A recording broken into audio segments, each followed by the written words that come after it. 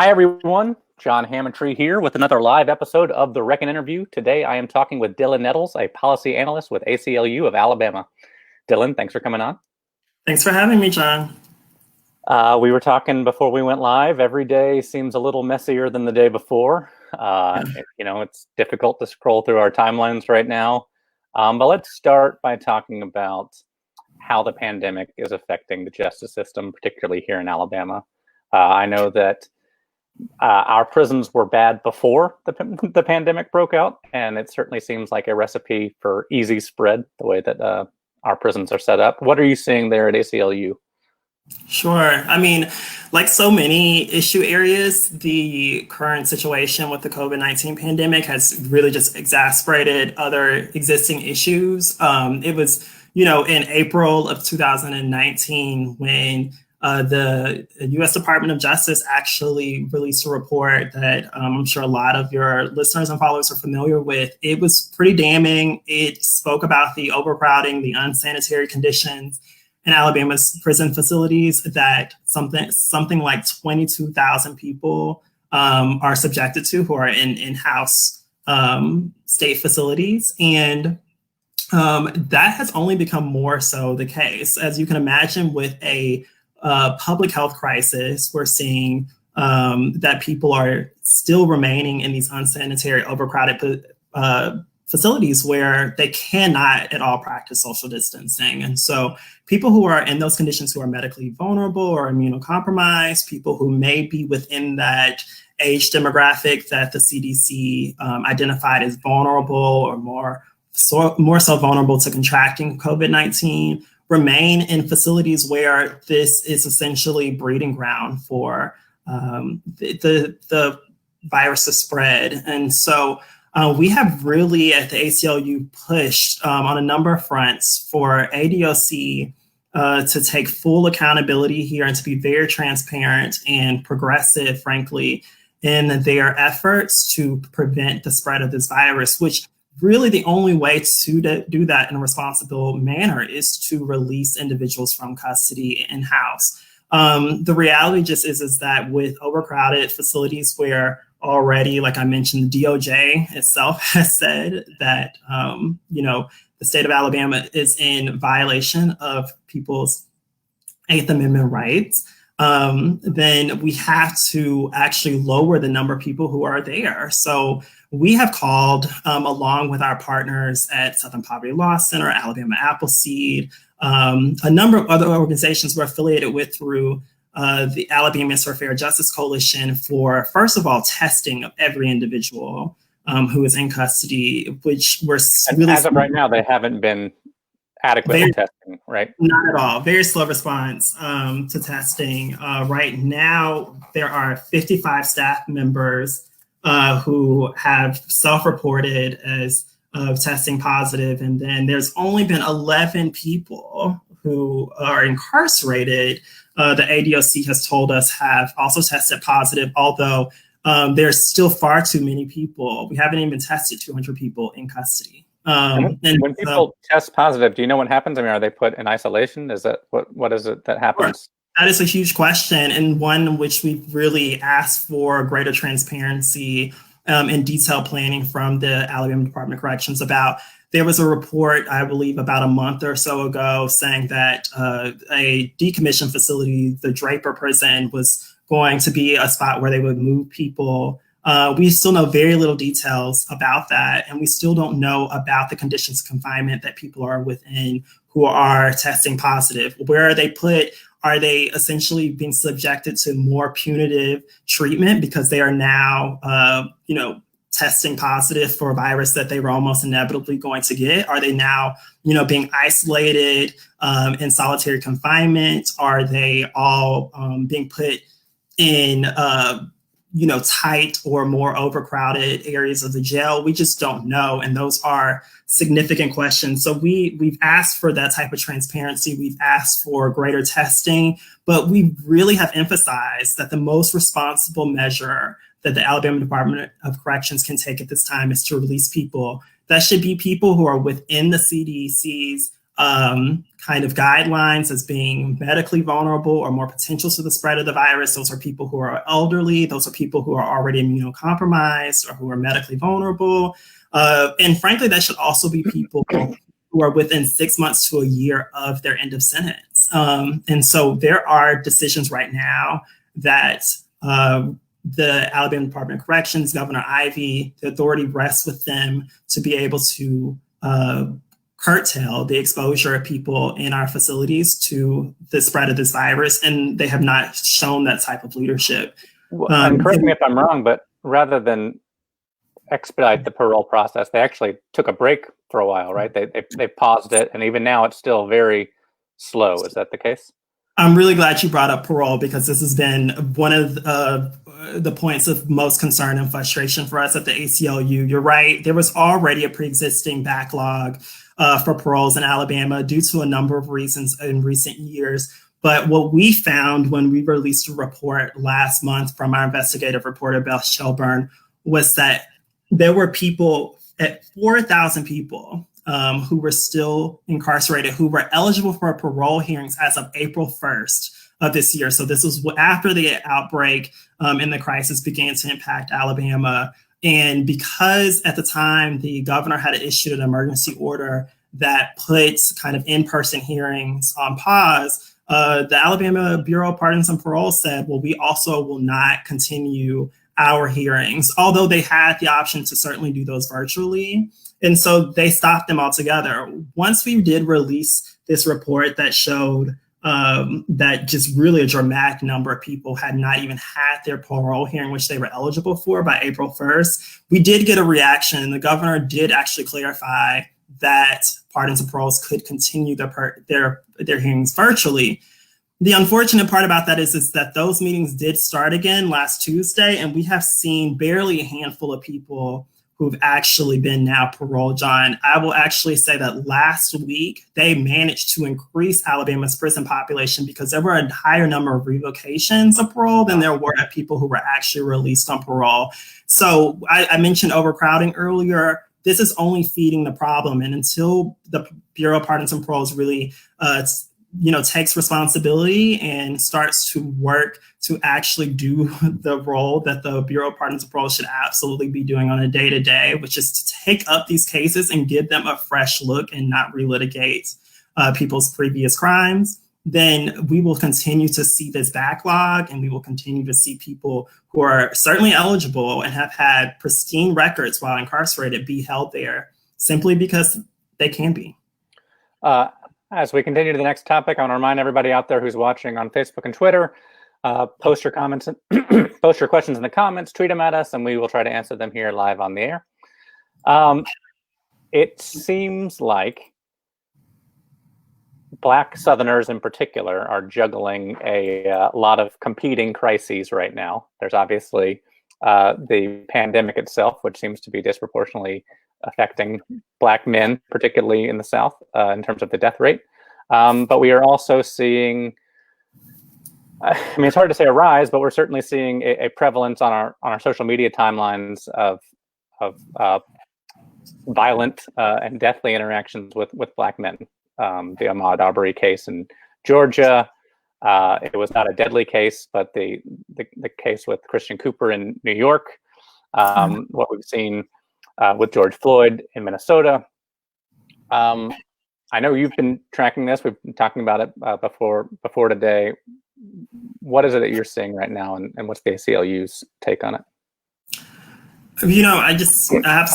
Personally, of course, as a Black American, I'm experiencing a ton of grief and just pain, from seeing these instances continue to occur. By no means are these new. Of course, with the advantage of cell phones and technology, we're seeing this so much more. But I have to be honest, I have not probably really watched in full any of this footage that's come out in the last couple of weeks. It's very hard to, frankly, to continue to engage. And it really underscores that the conversations regarding race in this country, regarding especially the connection between our criminal justice system and race, regarding policing and race, in this country have not gone far enough. And, at the ACLU, we have advocated for, and we have certainly taken on these fights to,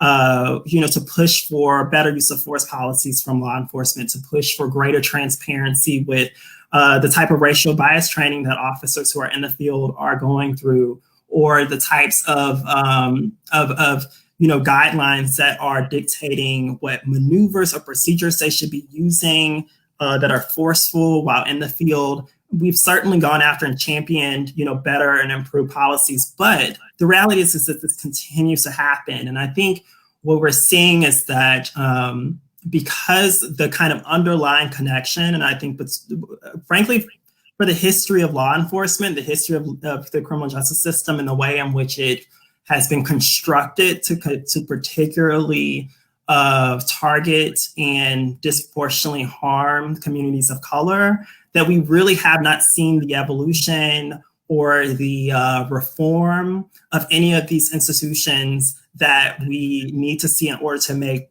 people that look like me safer, to be able to go on a run, or to be able to go to the park without facing fear or being interrogated by a white person. And so, I struggle with this because we don't have all the answers at the ACLU. I certainly don't have all the answers to a significant and huge problem.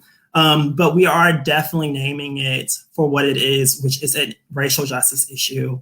And until I think that we really uncover and unpack the truth and the history of these institutions, and frankly, the racism which has been embedded in the very fabric of how these institutions operate, we will not be able to really go forward with the conversation of what role does policing have that makes people of color comfortable or more open to the idea of police in our communities. And sorry, I have to mention this one point. I know I'm probably carrying at this point a bit, but we can do things right now. And I think this is what the frustration comes up for myself and for people in my community, is we can do things right now that make a safer environment for people of color when it comes to law enforcement interactions. Take law enforcement out of our schools, take them out of our neighborhoods which are over-policed, put the resources and the funding that we invest in these things back into our communities, into sidewalks, into our schools.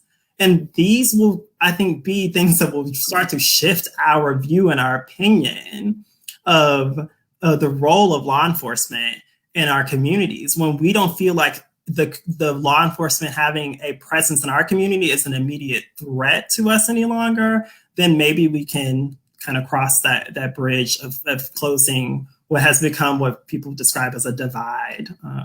And I think it's just more so a deeply rooted racial justice problem that hasn't had the clarity of discussion that we should have about it. It seems hard to call any one thing a turning point, just because, these videos pop up several times a year, it feels like. But it has been interesting to see the reaction to Minnesota in particular. You're seeing heads of police in states like Alabama who are about those officers in particular. There seemed to be more general consensus, even among white people, about the Arbery case versus maybe the Trayvon Martin case, which obviously was very similar and not too long ago. Do you think that the conversation is turning, and if so, why? And if so, why not? I think that the conversation is more prevalent out there in the ether of the media, of our political conversations. Talking about policing, talking about the criminal justice system is fortunately a greater, I think, subject and topic of the platforms that we're seeing from political candidates. And we at the ACLU have definitely pushed for that. We definitely will have, push for candidates, even in this presidential election, to adopt our goal to reduce incarceration by 50% by 2025. Which is a large and ambitious goal, of course, but we believe that that is an actual achievable thing if you take the progressive and bold steps to do so.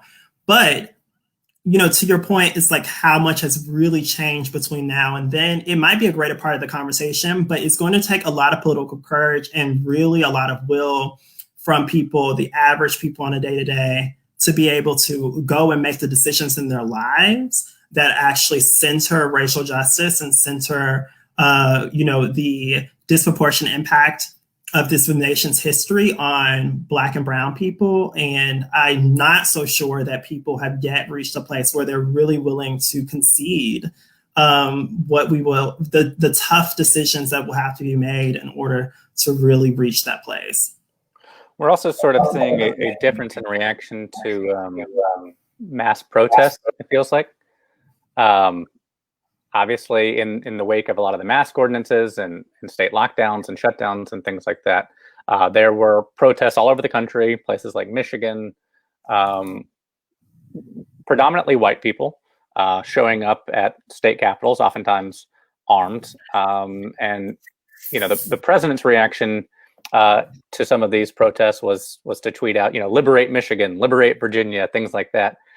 We are now seeing a lot of protests in the wake of these latest killings of Black men in places like Memphis, in places like Minnesota, Los Angeles, and the reaction has been very different. The ACLU has a long history of supporting people's right to free speech on either side, right? It's my understanding that the ACLU defends conservative right to free speech as often as progressive right to free speech. What do you see happening here? I mean, I know it's a continuation of the conversation we were just having, but what do you see happening in terms of the way we address protests in this country?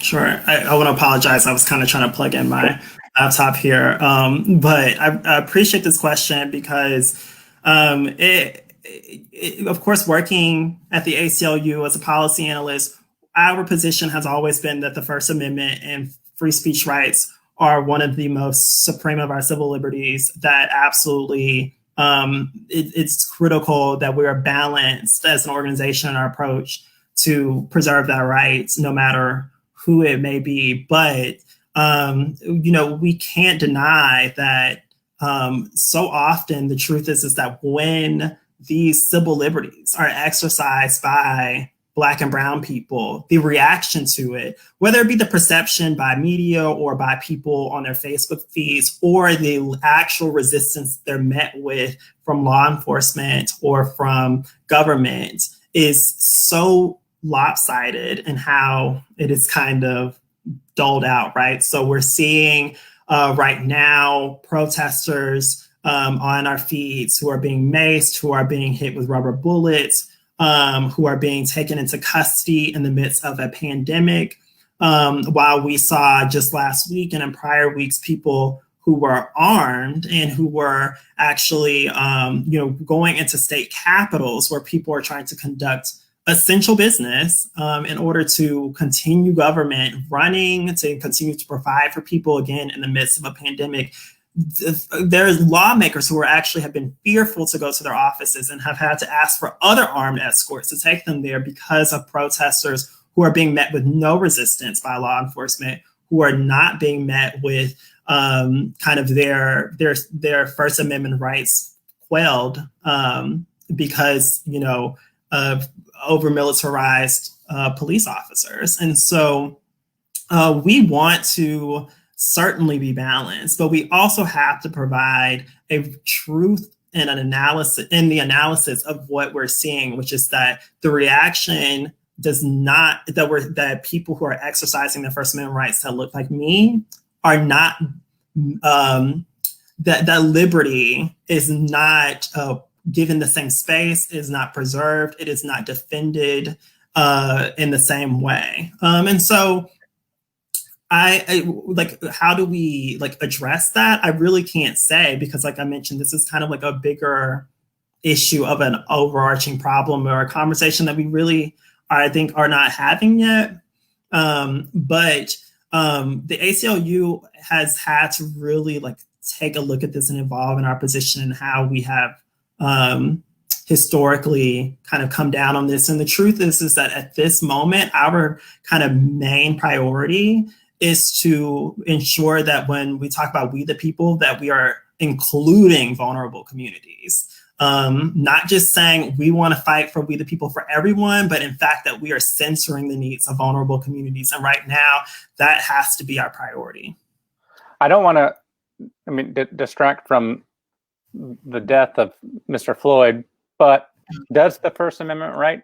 Do those First Amendment rights, do they cover, destruction of property in terms of protests and things like that?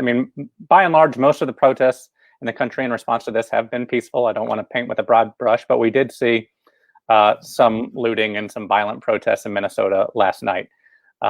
Is that something that the ACLU, would protect, or is there a standard there that has been crossed?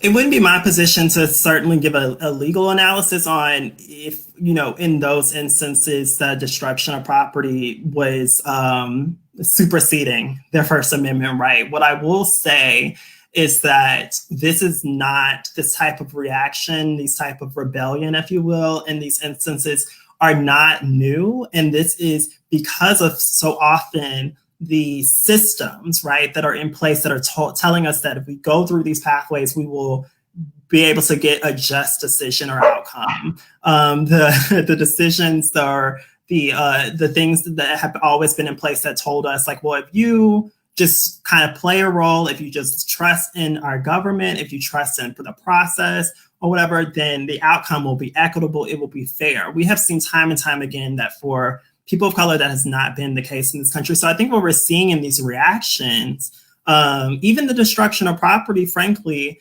is a reaction out of the grief and the anger that people are feeling right now, that people are really hurting from. And I'm certainly not judging that. Well, and when we talk about, that double standard, obviously the Tea Party movement, named itself after a very famous destruction of property, and certainly, as you said, that got results. Well, let's move on and talk a little bit about voting rights. That's something that Alabama's Secretary of State has made a lot of headlines talking about in recent days. That is something that I know that you're very concerned about at the ACLU. It seems like there's unlikely to be a vaccine to the coronavirus in the November elections, and certainly not in the July Republican primary runoff here in Alabama. Should Alabama expand mail-in ballot access? Absolutely. Easy. Perfect. And we're done. Thank you. You're right. There's not going to be a vaccine by November. The Secretary of State has already, authorized some provisions that will allow for people to vote in the Senate primary next month. Or we're coming up on June, so I shouldn't say next month yet. But in July, of course, the Republican Senate primary runoff will take place. And the Secretary of State has authorized that people will be able to use the medical requirement, I guess is what I'm trying to say, within the absentee ballot to mail in their ballot, where otherwise they may not have traditionally kind of met that requirement.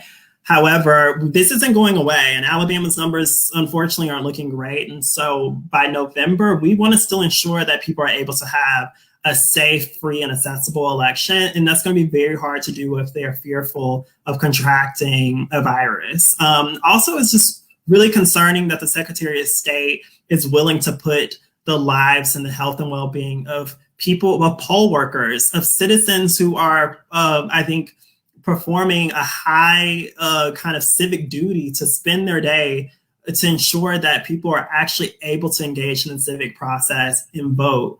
Those people who are oftentimes elderly, who are oftentimes within that vulnerable population as defined by the CDC, are going to be subjected to hundreds of people coming into polling sites on any given election day and possibly in spreading the virus to them. And that's really concerning. I know that our probate judge here in Montgomery County said in the most recent election, the average age of a poll worker was 70 years old. And so we have to also consider how the people who are actually staffing and allowing our elections to take place are going to be impacted. But we absolutely agree that mail-in voting should be an option come November. We also believe that early voting should be an option. We know that mail-in is really important, but it's not going to be sufficient necessarily to ensure that still everyone can vote. So we're not saying take, in-person polling sites off the table completely. We don't also want to encourage by any means for Alabama or for probate judges to start closing polling sites entirely. But we do believe that there should be some protocols in place that allow for people to come in early so that there's not kind of the bottlenecking happening at polling sites. They should have mail-in as an absolute option, no matter their age, no matter their health status. We need to ensure that every person come November can get a ballot and can vote. And we obviously know there's huge stakes in this election, as there is with any election. And so the Secretary of State has the utmost responsibility of all state officials to, also hold the election in the highest regard and to make sure that it's accessible. And it's been really disappointing to even see his remarks, to the president over the last week that double down on his intention to ensure that mail-in voting is not an option in Alabama. We do have some questions and comments coming in. We have one from Steph here that I want to address real quick. The description of the protests as violence in the same sentence when we were talking about property, not people, feels like an irresponsible framing. You are right. I apologize. I was thinking of the fact that I believe a man was killed in Minnesota last night, but I'm not sure if that was a result of the protests or not. So I apologize for that. Wish we could have heard more from Mr. Nettles as it relates to the true violence of the state. And she also has a follow-up question to you. Mr. Nettles, how do we talk about grief and rage that people are experiencing and honor the ways they are choosing to express a way to reframe discussions about violence against property? That's a really great question, and thank you for that, Steph. Well, I appreciate her, of course, addressing the framing, because we all, are trying to learn and be mindful of like how we describe these times and these moments. And so thank you for that as well, Steph. But how do we talk about grief and rage that people are experiencing in honor ways they are choosing to express it? I feel that oftentimes this is yet another example. This goes back to in the last election, there was a lot of comments about Secretary Clinton's super predator comments, right? There's a lot of discussion in this election about Joe Biden's record on criminal justice issues. What has been happening for a very long time is that Black people in this country have been labeled and made out to be predatory, to be a threat, to be more likely or to subject another person to harm. And so our actions, even I think in response to state violence and response to the death of a person that many folks watched on film, is certainly being judged and interpreted by some folks as violent, as over the top or unnecessary, as only kind of making the problem worse. Why would you do this to someone who they weren't the police officer, they didn't do it. People are crying out and calling for us to all take on our individual responsibilities to address racial injustice in this country. That's what I think these protests are about. I think that is what, even the destruction of property that may be happening is about. Is people saying the systems that are supposed to be in place that tell us that we're going to get a just and fair outcome have not served us. So we are going to make ourselves heard. We are going to make sure that if we can't have peace, that frankly, it becomes very uncomfortable and hard for other people too, which is the spirit of where I think protests in this country, especially for people of color, have come from. Well said. Well, thank you so much for your time, Dillon, and we will look forward to having you back on the show. Thank you so much. I'm a big fan, so I'm pumped. Thank you for having me.